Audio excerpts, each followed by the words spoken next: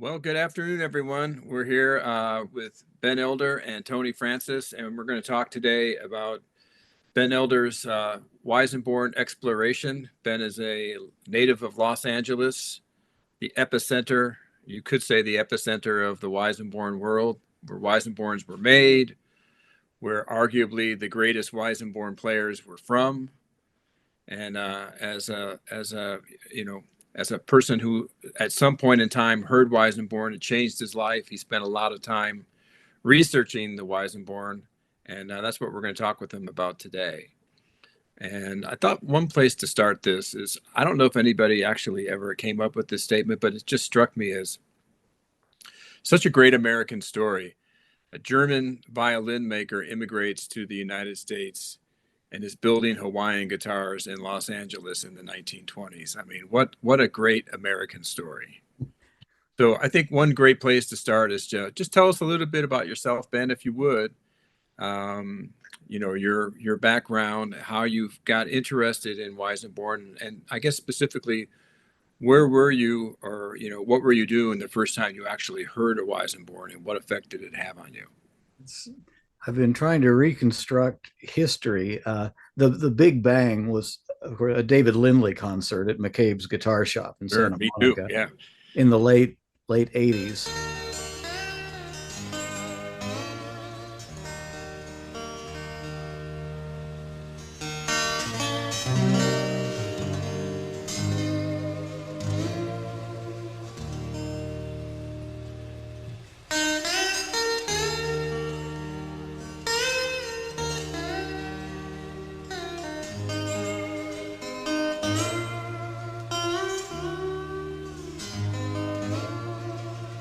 I knew what Weissenborns were before that. Yeah, Koa guitars, Koa wood, Squareneck, all that, and I didn't pay any attention. For years, I would get the elderly instruments used instrument list, and there'd be Weissenborns $200 month after month after month, even though the description said as played by, uh, you know, Rycooter, David Lindley, others. These things just sat there, and I think the place that I may have seen it was I lived in Phoenix from 1978 to 83, and there was a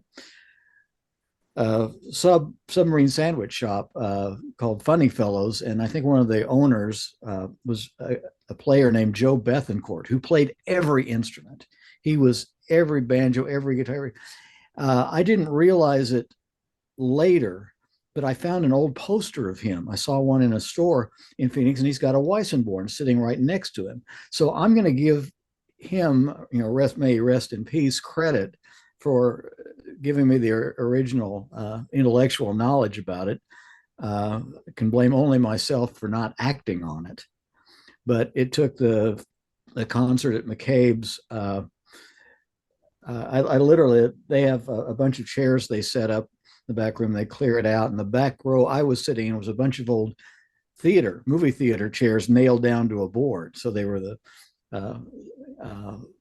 velvet covered chairs, and I was kind of resting back against it. And he starts playing that Weissenborn, and I had this out of body experience. The thing I said to myself at the time was, I'm elevated by a Swedish masseuse named Helga, 50-foot Swedish masseuse named Helga, because I was up against the ceiling, looking down on everything. Yeah. And oh my God. Well, what I figured out later when I got my first Weissenborn-like instrument, it was a Knudsen. Took a while to find that out, but because of the Knudsen, therefore the masseuse was probably Norwegian because Knudsen was. Right. But that, I just kind of threw my quest for a national or a dobro aside, and I was on the hot track for Weissenborn. The Red Sea parted, and there you were. I literally called it my road to Damascus moment. Right. Just in that instant, the first chord he hit on that, I was gone. Okay. Were you aware at that point that Los Angeles was so pivotal to the Weissenborn guitar, that it was built there? It probably came out bit by bit as it happened. As I moved along for a few years, I was working downtown at the Los Angeles Times, And at that time, the main library had to relocate after a fire. So they were just a few blocks down the street. You know, kitty corner the other direction was the Hall of Records before they moved everything way out to a far southeast corner of LA County. Sure. So lunchtime after work until they closed down, I would go to one place or the other and I'd look through all these things in the catacombs. It sounds like the most boring thing you could do to be looking through old records and microfilm and stuff like that. But it, again, it lit me up. I was so excited just to find one little thing. And I mean, even just the peripheral stuff I was looking at was interesting.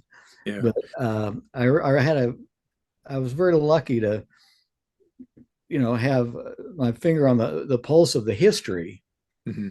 I was looking at and being close to it there. Now it's hard to do. I don't work downtown. It's hard to get downtown. And I think for people that are, younger, it's hard to imagine what life was like pre-cell phone, pre-internet. I mean, if you wanted information, it wasn't necessarily easy to get. You could go hang out at a music store. I'm guessing when you looked at the elderly, they were sending you something in the mail that would be, I myself, I didn't know where to buy a Weissenborn. I actually wound up getting one from Gruhn's Guitars, and they would send you like a postcard, I think, once a month or something like that. And they finally had one, and I bought it without knowing, I couldn't see it all, like just take his word for it, yeah, et cetera, et cetera. So what was the evolution that led you from first hearing this guitar played at McCabe's? By the way, for those that don't know, McCabe's is a pretty famous guitar store in Los Angeles, and they have concerts there. The room is tiny. It's not a big room. It's a very intimate space to see a show. So I just thought, if you haven't, for those listening in who haven't been to McCabe's before, this is not like a big theater or something like that. I mean, you could probably fit, I don't know, 100-ish people in there, something like that. Would you think? I think it's the fire department limit. That's the first time I saw Lindley myself, was around that same time, late 80s. And that was a life-changing experience for me too. When I heard that, I said, holy shit, I've got to get one of these things, I didn't even know. I remember, as I recall, he was playing it through a Roland JC 120, if I'm not mistaken. Yeah, he actually stole that amp from his daughter.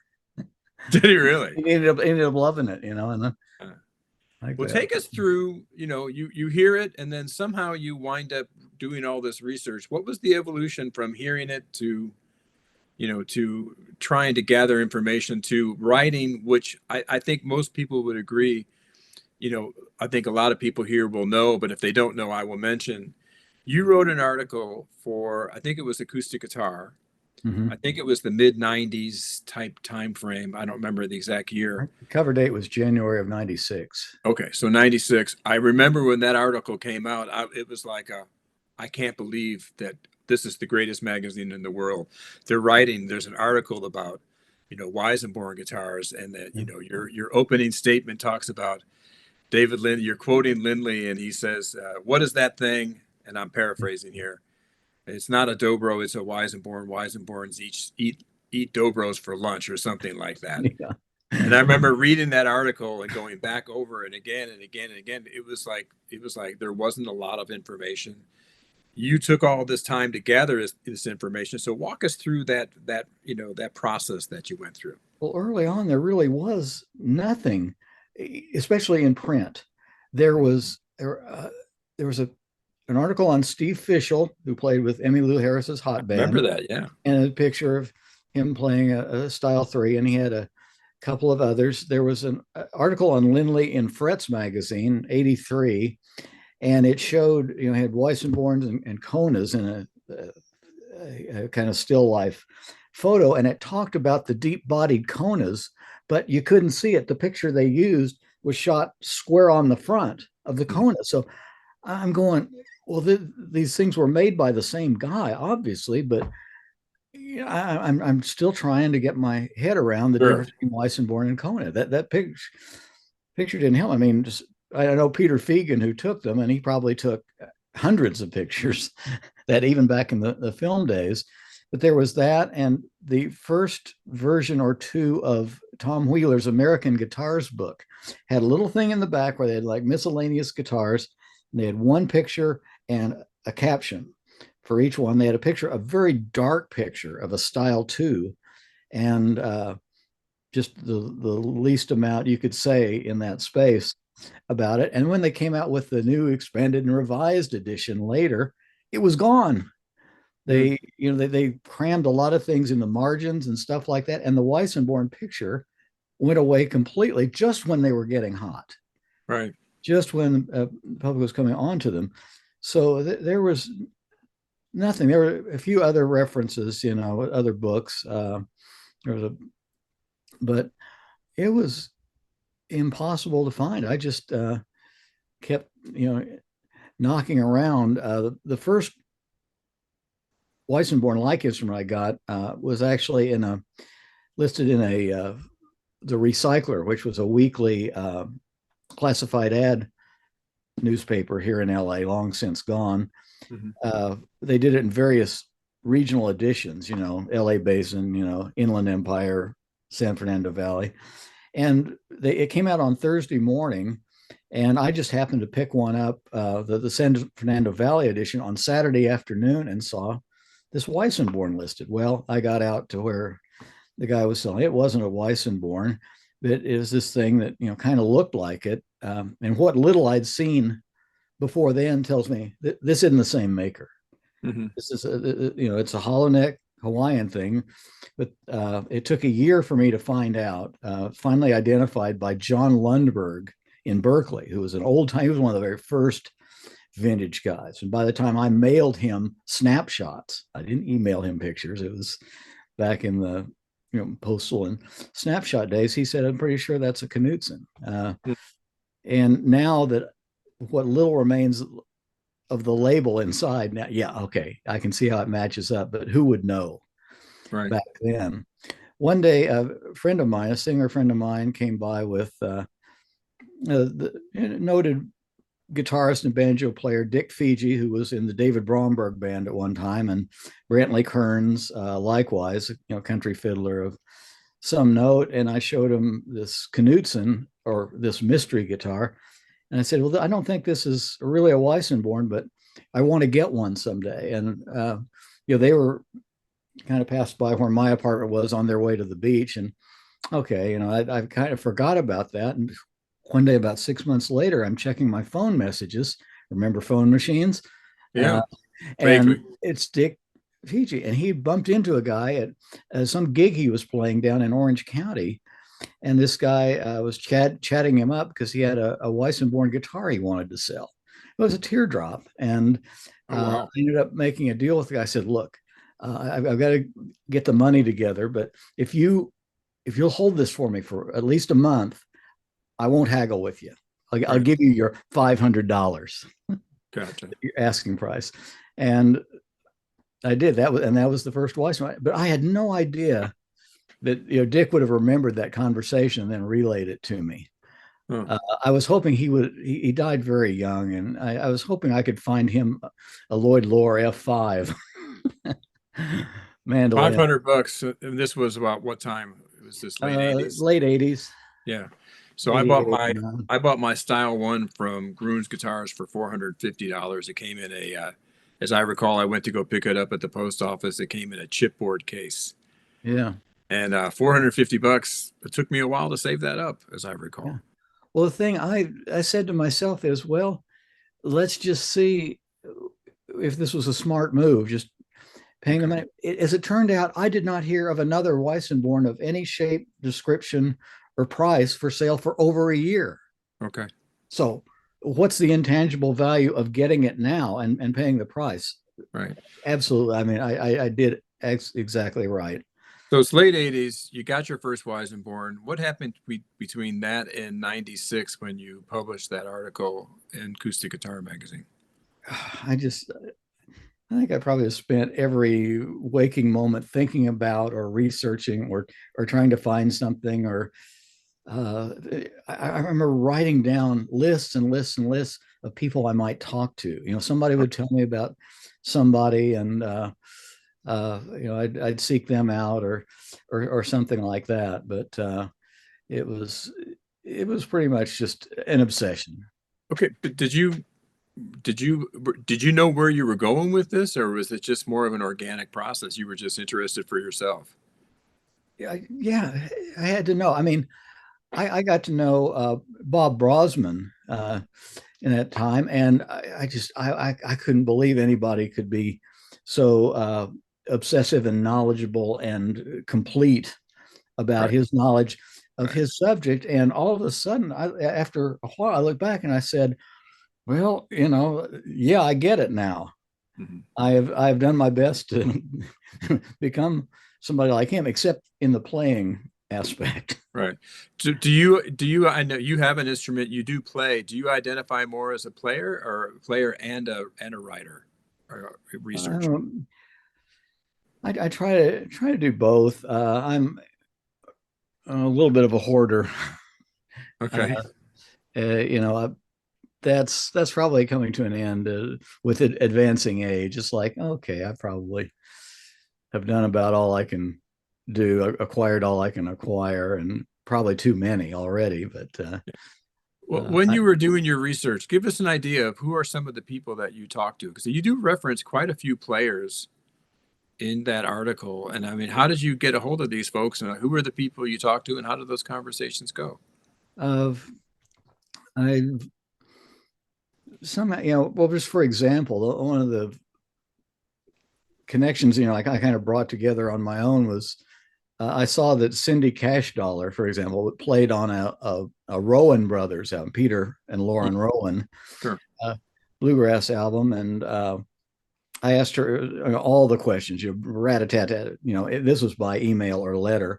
And Hmm. she actually wrote back and kind of said sheepishly that, well, she didn't own a Weissenborn. It was in the time when she was joining Asleep at the Wheel. Okay. And she was kind of under the tutelage of John Ely for that. And so she borrowed his Weissenborns for those recordings. Okay. As it turned out, I ended up finding her one here in LA. Oh, wow. But so but I wrote to her care of Homespun Tapes. Happy Uh, trauma. Yes. she had the Dobro instructional tapes out, and I I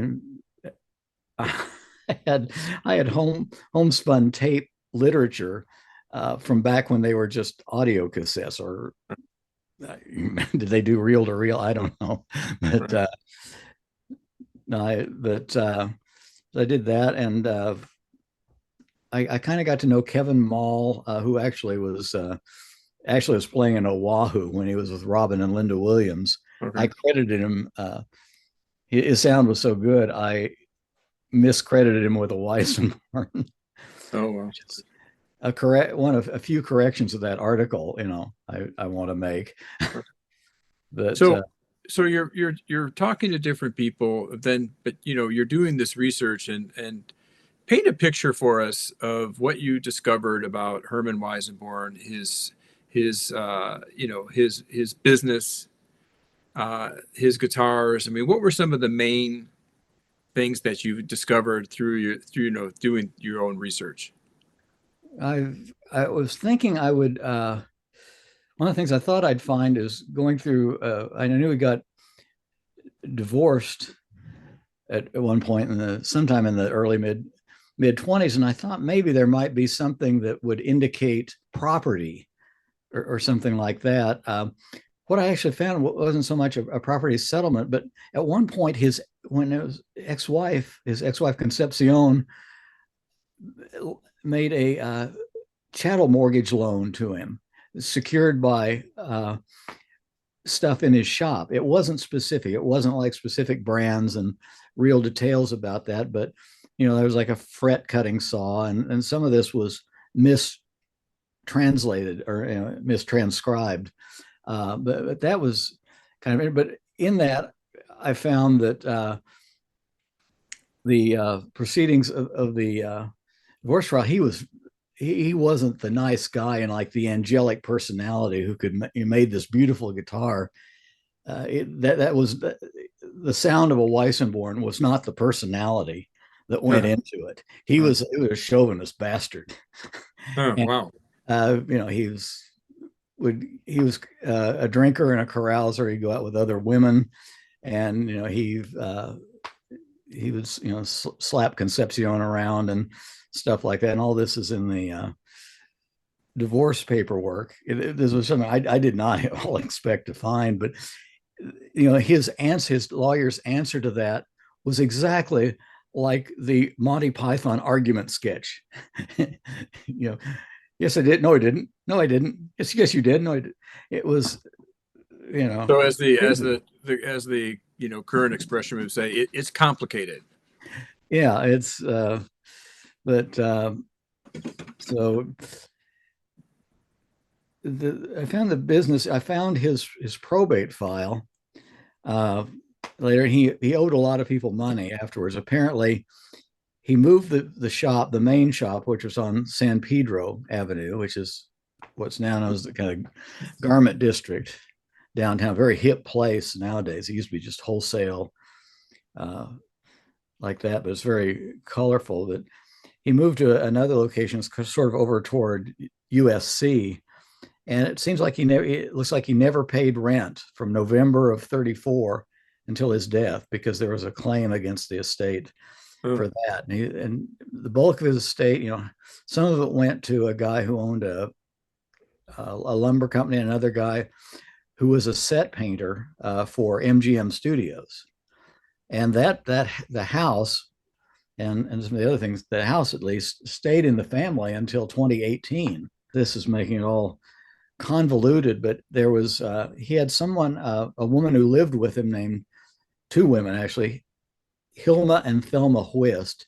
And I don't know if Hilma was his love interest and Thelma her daughter, or what it was, or if it was like a separate housing thing. That's what I was trying to figure out, see if there was like a separate apartment. In the documents that you were able to, find doing your research, was there anything that talked, it sounds like it was more like the financial stuff and where he was located and stuff. Was there anything that you found which talks about what inspired him to build these things, build these guitars, the way that he built them, how they were, different than Knutson's, et cetera? Anything along those lines? No, I think we can only infer what went on. I think the prevailing wisdom has it right that C.S. Delano, Kona Guitars, originally enlisted Knutson to do it, but Knutson was kind of a one-man shop, and he tended not to do the same thing twice. Greg Miner, and Knutson expert, and my joke is, Knutson guitars, no one alike. But Interesting.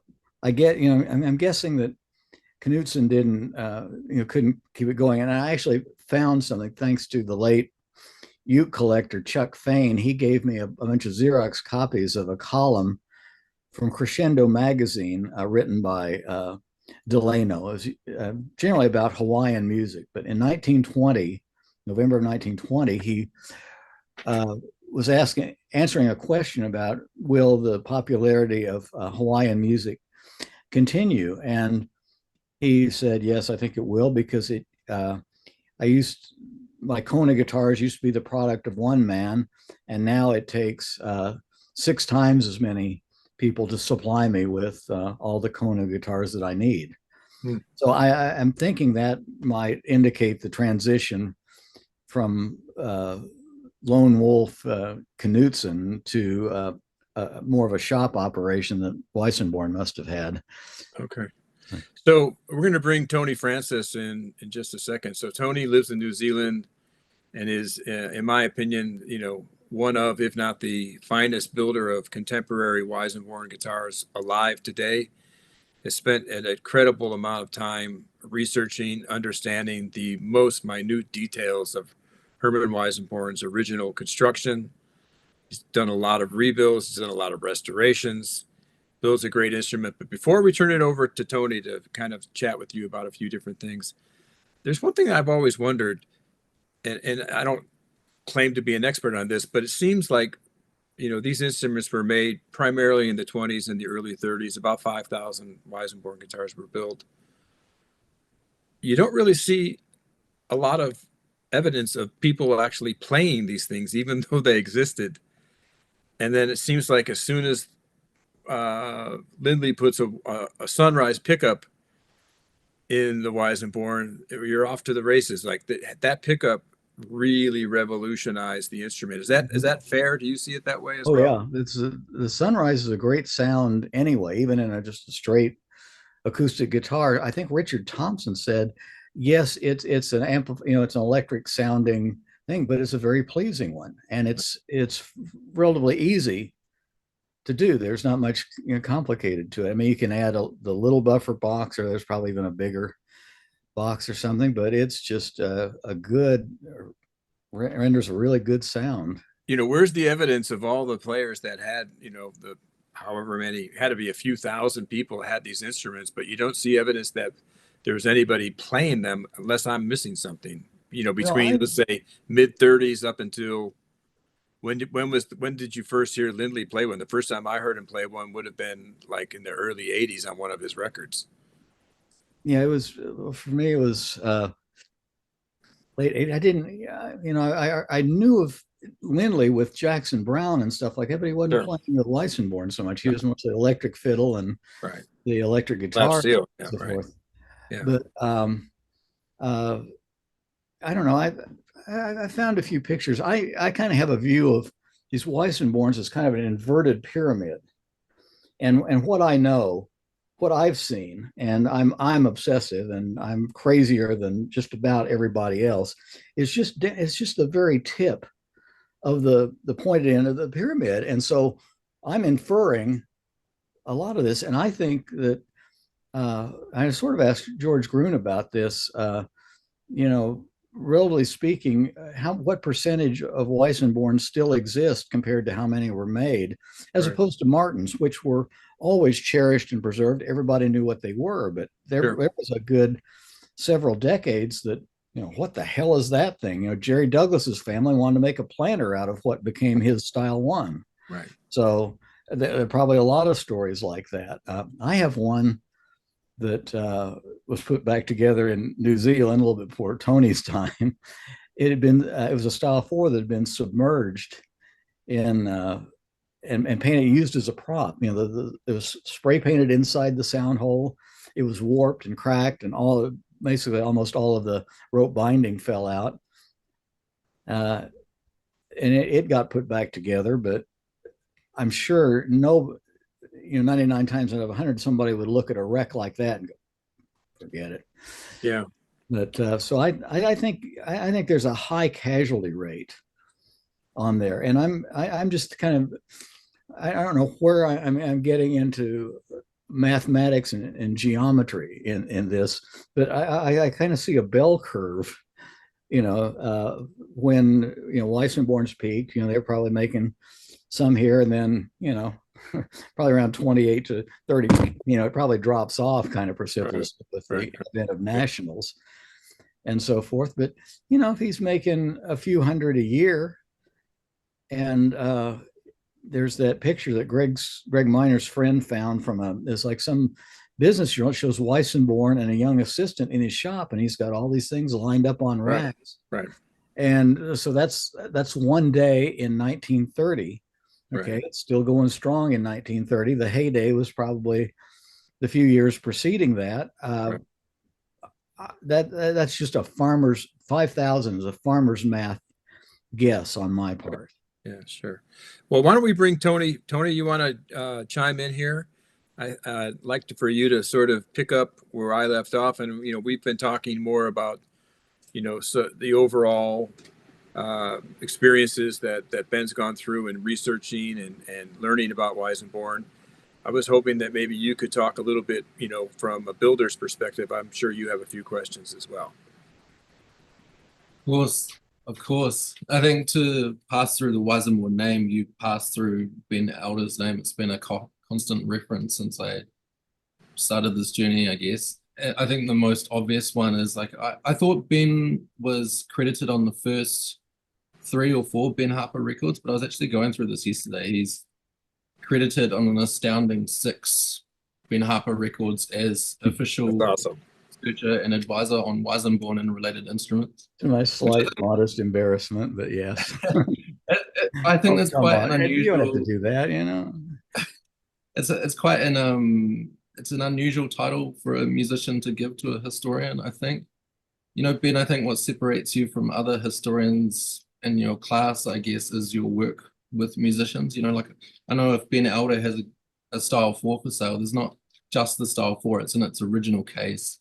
And there's, you know, like a photo of the musician that played it in the 50s, or, you know, like just the sort of stuff that no one else has. You know, like I know that you've interviewed people that have a living connection to the Weissenborn company, that you started your own company to what were involved in the American Guitar Company, in reproducing, that you know, like as Rob has mentioned, you've authored for Acoustic Guitar Magazine and been mentioned in many other publications, including Vintage Guitar.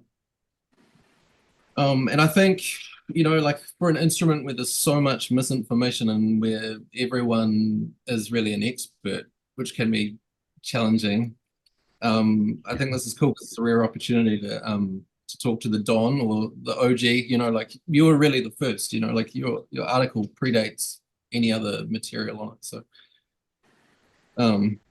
that's cool. It's cool to have the privilege. There's a lot said.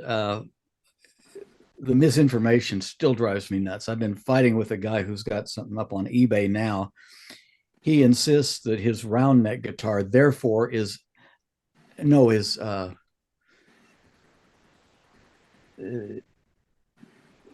some other. He's got a round neck misrepresented as a style B or something, but it's a square neck or something. It's like, you know, I explained the whole thing to him, and he doesn't get it. And a lot of people are real free with dating these things, and I only have like 2 or 3, you know, real pieces of evidence to hang a date on or to use as an indicator, because Weissenborn didn't date these things. It's I mean, even in the, you know, Tonk Brothers catalogs, they use old cuts, old pictures of guitars that were made several years before the publication of the catalog. But you know, a lot of people want to make these things earlier than I think there's hard evidence for. I mean, I take kind of a court evidence kind of approach to this. You'd have to be able to take it into, you know, court and have it stand up. And a lot of people are speculating on that. And I just go by early, middle, and late. Yeah, Well, I think the way it's a relative thing. And like I was telling Rob earlier, you know, you could line up 10 Weissenborns and I'd put them in order by features. You know, but I wouldn't stake my life on what year any one of them was. So I want to talk a little bit about, I guess, how I came to be aware of you, like when I started studying the Weissenborn. And I suppose it was, like I say, the early, you know, like I would go down to the CD store and walk home from school with my Ben Harper records, and I'd be reading through the liner notes, and you were always credited in there as the official researcher. And later on, as I started building instruments, I came across, actually at the shop of Steve Evans from Beltona, this, I don't know if you can see that.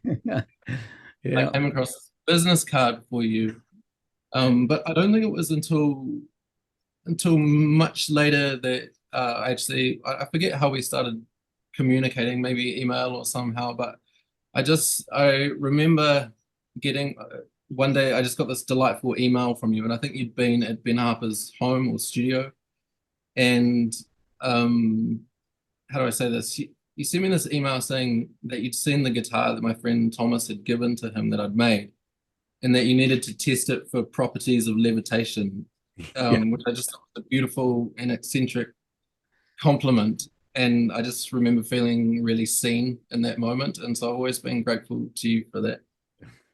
How did you meet Ben Harper? You know, it was was talking with Rob, I think before we started, I worked at a part-time at a acoustic music store, mostly bluegrass and folk and things like that.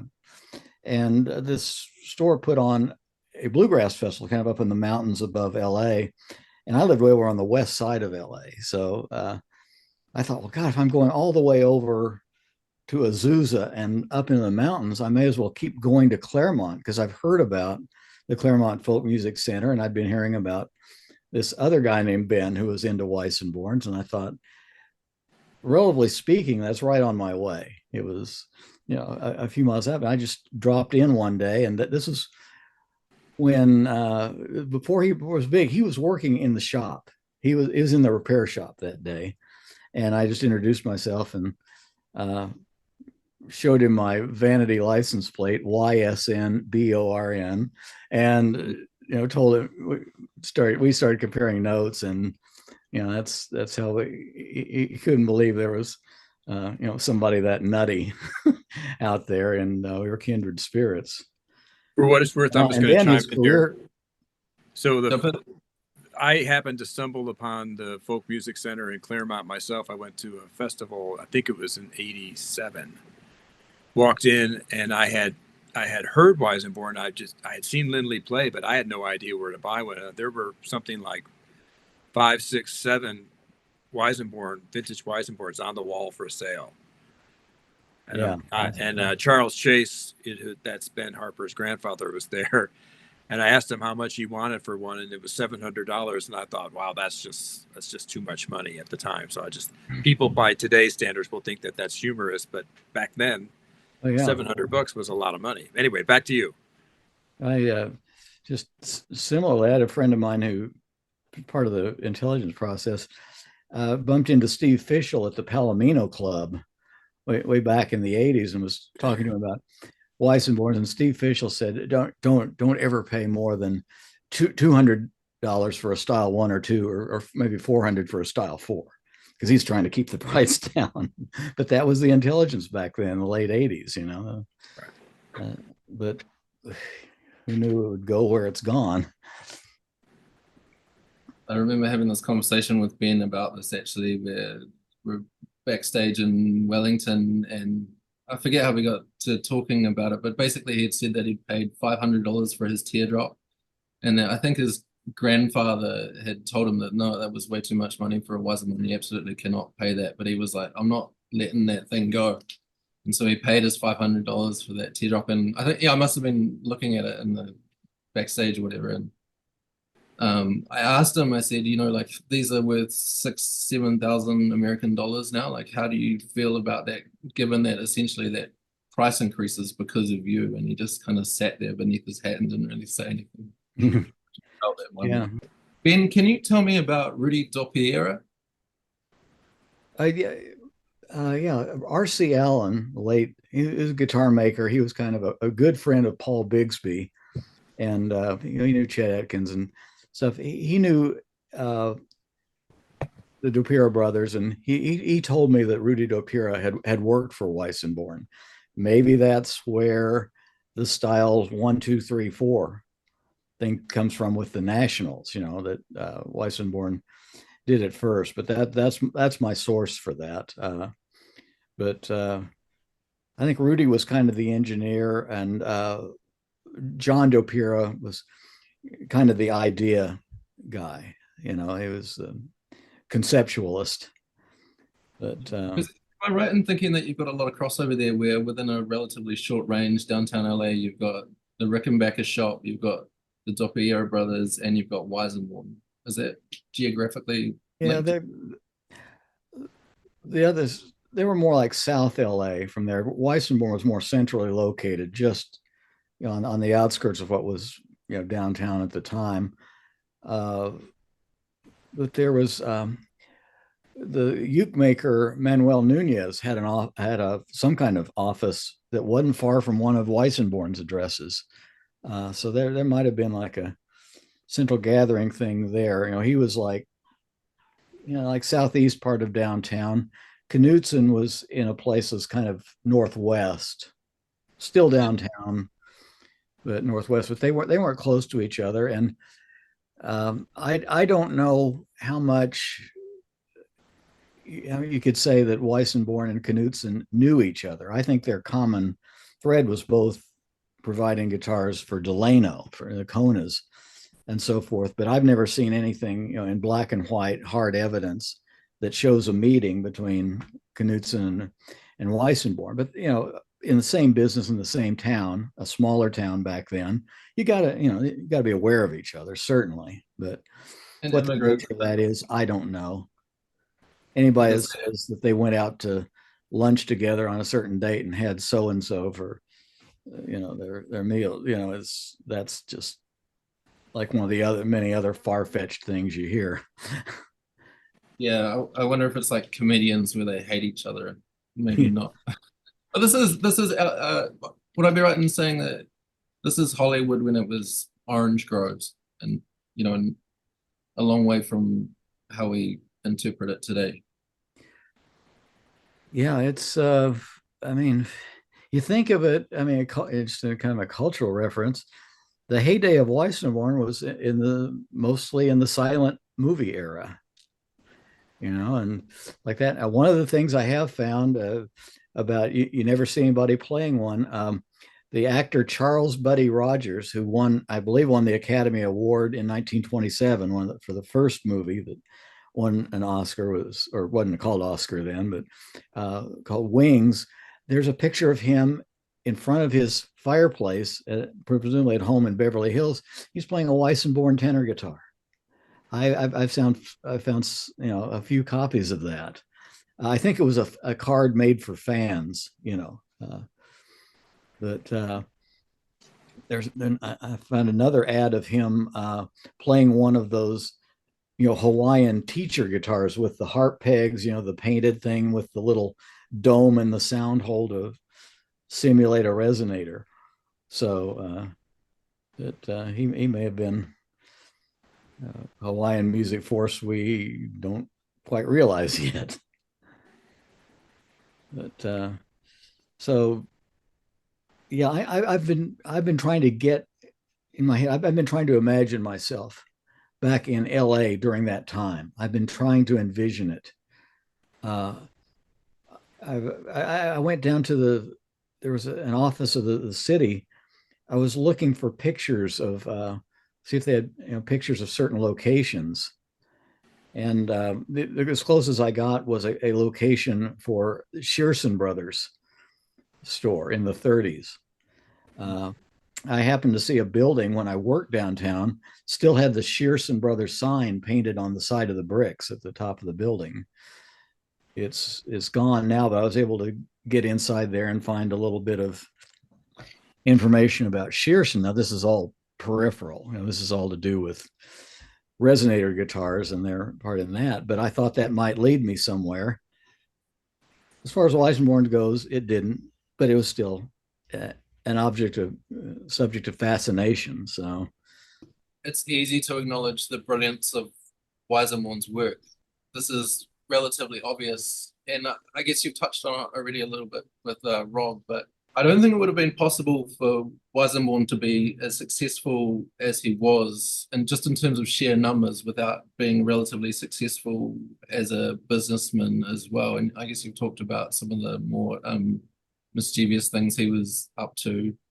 But do you know anything about Weissenborn as a businessman in the heyday, and anything about him as an employer? Company ledgers, fixturing. I know you've mentioned there was a Model T in there at some point. yeah, no, I've been thinking, maybe trying to figure out if it would be any good for me to try to find a forensic accountant who might be able to look at the probate file and maybe make some inferences from what the guitars sold for, and how much he would be paying to a distributor like Tonk Brothers or something like that, and what the cost of living was back then. The only snapshot I have is right at the end of his life, and he was probably doing a lot better before that. So that's not an indicator. But he had a good product. He knew what he was doing as an instrument maker. He may have not been the greatest humanitarian around. All indications point to that. But you know, he had it going on for a while, and that's for sure. You know, but I couldn't find any ledgers. I was hoping there would be some kind of record with the city, but they said unless he did business directly with the city, they wouldn't have anything even like business taxes paid or something like that.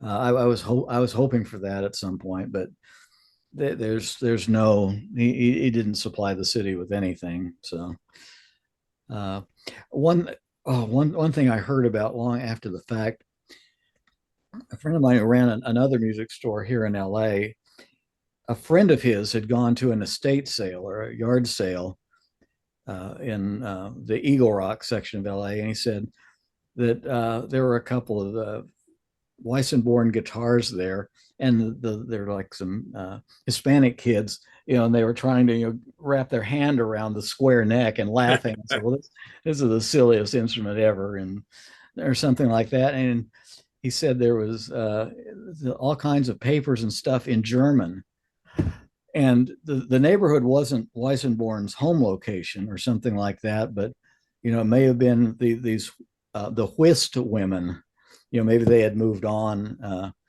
or something like that. But I got in touch with the guy who had been to this yard sale, and he it always long time. I don't even remember what street it was on, and like, oh no, oh my God, you know what a treasure trove that might have been. Yeah. And couldn't do anything about it. There's some interesting stuff there. You were talking about the pricing and such. I was talking about this with Mike Witcher the other day, where his little boy is looking at buying a cylinder phone, and we were looking at the pricing and such, and I was saying that, you know, for what Weissenborn sold for back in the day, if you put them through an inflation calculator, they work at about $500 or $600 in today's money. I can't even buy the Koa to build an instrument for that. Yeah, like there's some stuff that doesn't make sense there that has been lost through time. One interesting thing that happened when the Depression hit, you know, here's another. I gotta get this off my chest because I speculated in the Acoustic Guitar article that I thought maybe the teardrop was an answer to the Depression. You know, cheaper guitar, less work to bend the sides with one bend in the side instead of two. No, no. I got a later look at Ben Harper's teardrop, and it had a label inside from the studio, and the address, that business card, predated the Depression, so the Depression wouldn't have had time to hit. But it was something that he came up for whatever reason at another time. So I stand corrected on that. But another thing that did happen with the Depression, the wholesale prices went down from 1930 to 33, 28 and 30. Tonk Brothers, you know, listed the prices the same, but then by 1933 they were down quite a bit. A style D round neck went from, I think, 84 to 75. I think the style D, style 4 square neck, went from 79 to 65 or something like that. So I don't know if he got the finishing reduction in finish quality about that era as well, so that kind of makes sense. Yeah. So I don't know if they had like some streamlined process, or maybe would it have taken them less labor to spray lacquer as opposed to, you know, hand rub the finishes before, you know?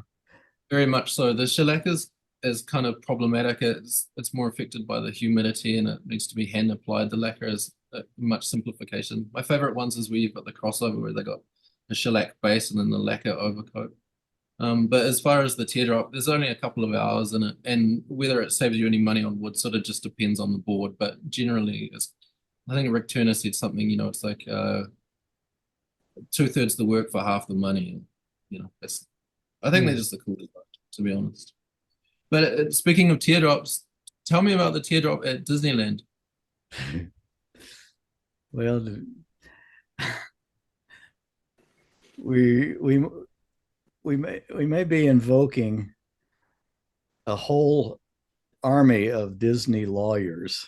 Oh, If I were to talk about the person who has this guitar, we shall remain nameless. it's let's just say let's see, this will be non-incriminating. At one point, Disney dressed the Pirates of the Caribbean ride, the Skeleton Grotto, in other words, the bar, and they've redressed it a couple of times since this time I know about. One for political correctness in general, the wenches and things like that. But at one time, the skeletons were sitting around. You have one who's got a wine bottle, tilted up like that, and he's got a little ribbon of wine, going down through his rib cage, and right next to him, lying on a bench, is a teardrop Weissenborn. And it was, I should say, it was suggested to them that there's members of the musical community who thought that maybe they could use something else for a prop. Let's just say that. But probably have to cut it. We have to cut this part out probably. But the story that I heard was that that you and Ben Harper and David Lindley were going to go in there and burgle that thing out. Well, is this being cut out? Probably. So I'm happy to tell you now. Loz. This is off, I can cut this it is out. off the record.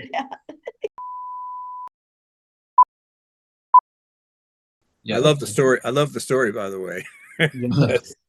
Yeah. That's like that's the kind of it's the kind of stuff you can't make that stuff up. I've heard a lot of great guitar chasing stories, and I'll put it in the top 3. Yeah. Back to you. Ben, did David Lindley ever build his Weissenborn copy that he mentioned in your article? No, not that I'm aware of. He took the original Weissenborns off the road, and he was using things by several different makers. Canopus, which was, I believe the fellow's name was Yasu Kamiya, who spent a lot of time working at Showbud pedal steel guitars in Nashville. He used, I think, Patty Bergen toward the end. He used K&S, aka Superior Guitars, Mark Silber from Berkeley, and there's probably something else, but he just, he probably realized he could, with the Sunrise pickup and that he had some kind of EQ rack thing, that he could get pretty close to his sound and not have to endanger the old instruments. But fortunately, Janek Croydon got a lot of pictures of the original Weissenborns going back in the day. I've got, before Janek died, he actually sent me most of his archive, and I have that here, and I'd love to go through it, maybe with you at some point. Yeah, I have it all backed up, but don't worry. Oh. When I started doing this, like an all-color high glue reproduction, at some level it was an act of rebellion. And what I mean by that is no one gave a fuck about Weissenborn guitars really at that time. I think they were marginalized. Everyone was doing a modern interpretation. Whereas nowadays, I think it would be more common to find someone doing a reproduction than a modern interpretation. I guess I wondered, like, what do you think Weissenborn would have made of all the fuss around his name and that it's so widely copied? I think he'd just be gobsmacked, considering how his life was reduced at the end. He wasn't in good health. He died of like hardening of the arteries and stuff like that. He owed a lot of people. He wasn't in good financial shape, and anybody that got anything out of his estate got a very small percentage. But I'm sure he could never have imagined from 1934, 35, 6, 7 that it would become what it became. And especially with the time it took to happen. because a few knowledgeable guitar people would have seen, John Fahey with his Kona in the 60s and 70s, and then Lindley comes in, then Ben Harper and Steve Fischel. But as far as the wide awareness, just it was way into the 80s and 90s. So I'm sure he would have just been, he'd probably been really pissed, if there was all this money to have been made, and he was so such poor circumstances at the end of his life. Yeah. What do you think we can do as custodians of his instruments to best honor his legacy? I think just if nothing else, don't assume that something you think is a wreck is beyond hope. I've seen so many things that not only survived but thrived from a terrible beginning, like that Style 4 I was talking about. And I recently, this was probably my last acquisition, I bought one of those very stripped down teardrop Dorian Studios ones with like a paper fingerboard. It just looks like a wreck. But I said, it was on eBay and it only went for like $600 and some. And I thought, well, God, that's just, in the 21st century to pay $600 for anything Weissenborn. I have a friend of mine who's going to get to it in a few months or something like that. But I looked at that and said, yeah, it's got a lot of cracks and stuff, but it's not really as bad as it looks. I just think knowledge, making people aware, and yes, that's going to drive up the price. The more players that know about it. It's like nobody knew what a National was until Mark Knopfler did Brothers in Arms. Yeah. I don't often admit to this, but it's not the best sounding Weissenborn, but the most inherently musical Weissenborn that I've had through the shop arrived in a black trash bag in pieces, and I spent 200 hours rebuilding it, and it's the most musical one that me and my peers have encountered. And I felt conflicted about that because I didn't really know, like, if you spend that amount of time working on them, are they still even a Weissenborn? But I guess that's the question. Tony, I had a similar experience. I went down to Gruhn's Guitars. This is sometime in the early 90s, and I asked him if he had any Weissenborn guitars. None of them were on the on the showroom floor, and he brought out a couple of, maybe two or three, and he handed me one that underneath the bridge, it looked like a ski jump. I mean, it was the bridge was about to fall off. And I looked at it and I thought, this thing is in really bad shape, but it sounded bloody amazing. And of course he wanted a lot of money for it. I can't remember what he wanted, but I played this thing and it was loud and it was beautiful. So similar story, different version. I think that Style 4 I was talking about with the cracks and the warps and all that, Janek Croydon, actually, his first luthier, he was going to try to get in the business of making these things, as you probably know. And first luthier sat on it, just put it under his bench for 3 years. And he finally took it to another guy named Gordon Zetwitz, who had never seen one before, but was an experienced luthier, as was his father before him, And he just did a miraculous job putting this thing back together. And, I put a new coat of lacquer. It's the best one I've ever heard. It's not the loudest, but it just seems like there's more overtones there. Yeah, it's the thing, because it suffered so much. It has more to tell. It affects me the most. Otherwise, I think they all sound great, with only a couple of exceptions. I'm not particularly discriminating, except about that one. Beautiful. Ben, I think you've sort of tapped into something there that's relevant for me, and that's something around time. I think there's this universal thing that happens to anyone who's close to the Weissenborn story, myself included. I think George T. Noe has suffered from this, and I think you've suffered from it to a degree as well, and that is writer's block, like quite severe in some cases. Yeah. What do you think it is about Weissenborn and his story that anyone who gets close to that seems to suffer that? Well, the problem I have is the more I know, the more I realize I don't know. The more I want to find, it makes me think of all this stuff that, oh my God, I don't know this happened. I don't know what, what the business was, and and things like that. How did you get in touch with I've the smarter I get, the more ignorant I feel. Having said all that, Ben, I know that you're sitting on more material than anyone else combined, and I know that there's some other big collections out there and collectors in Japan and in the States as well. But as far as I know, you're sitting on more than anyone. Is there any insight into maybe a definitive book from you? Yeah, I should get busy on that. But can't rush these things, right? It's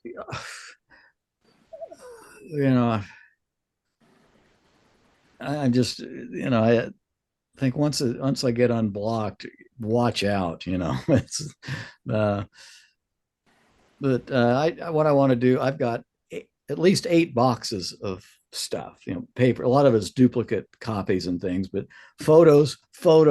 I have thousands of photos, mostly just film snapshots from way back in the day. But those are good triggers for me. There'll be something about a guitar to say or something like that. But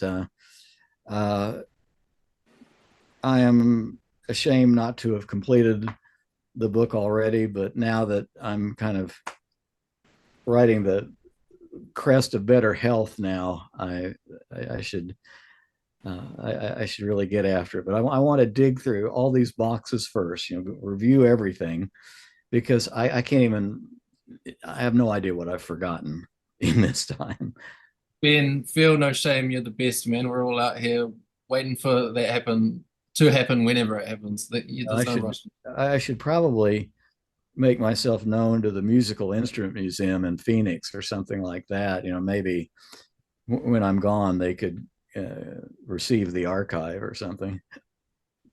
Maybe they could have they could do an exhibit sometime before I'm gone, and we call in a lot of other people, of course, but to contribute. I don't know. You seem pretty well connected. I'm sure a lot of people would be happy to help you in that in whatever way they could. Yeah. Sure. Ben, you have such a rich understanding of the history of the instrument. Does that empower you with any insight into the future? And would you share that with us? I don't know. I'm just wondering when the big baby boomer guitar bust is going to happen, when all of us who've been, collecting all these instruments have these big collections. When we all start going, we're going to flood the market, and the clientele is just, I don't think it's going to be as numerous or as interesting. I'm gonna buy them all. Good, then good. It's mine. I'll say, I'll just put a note in every case, consult Tony. Yeah, I should ask as well, what is your favorite thing that Weissenborn made? Well, it's hard to compare, round necks and square necks. The square neck, it's just it. The round neck it's like a good Martin or something of the time. It's I have a few, I have 8 or 9 round necks, and like 4 of them are just superlative, at least. And but it's just the hollow neck sound. And like I say, I've run into very few that don't sound any less than absolutely outstanding. It just, I go back to that chair in McCabe's first time I heard Lindley, I hear that. And because part of that's the intimate connection you have playing it on your lap right above the sound hole. I don't know if anybody's sitting across the room gets that nearly as well as I do as the player. But there's something subtle about the sound, the tonality of the wood and the age of the wood. The first word that came to my mind was throaty. Throaty. And Cindy Cashdollar added a great word, shimmery or shimmering, and that's what a real good old one has. And it's just, it's different than the power of a resonator. Yeah. I love dobros and nationals. I especially love trichones, and part of it in my mind is Weissenborns and trichones are very closely related. The thing is, I've never had to become a virtuoso player to love Weissenborn. So I just sit there, just strum a chord, and I'm lost. I'm in the ozone. The innate quality of the instrument, right? Yeah. Yeah. Rob, do you want to finish things up here? Sure. Well, I think for anybody that's a fan of the instrument, this is a great opportunity to sit with, in my opinion, the premier builder of contemporary Weissenborn style guitars, someone who's spent an incredible amount of time researching and trying to understand, what made Herman's original designs tick, and also somebody who has probably forgotten more about Weissenborns than any of us will ever know. So on behalf of, Weissenborn lovers everywhere, thank you guys for sharing, all of this with the readers and the listeners at the Squareneck Journal. Thank you so much. Beautiful. I just wanted to add a quick thanks to my beautiful friends who made this possible, Loz and Conway from the music industry here in New Zealand. My friend Thomas Oliver, Mike Witcher, who contributed some of the questions, and Chris Ranier in the UK. And thank you, Rob and Ben. Thanks, guys. Thank you, Tony. Thanks, Rob.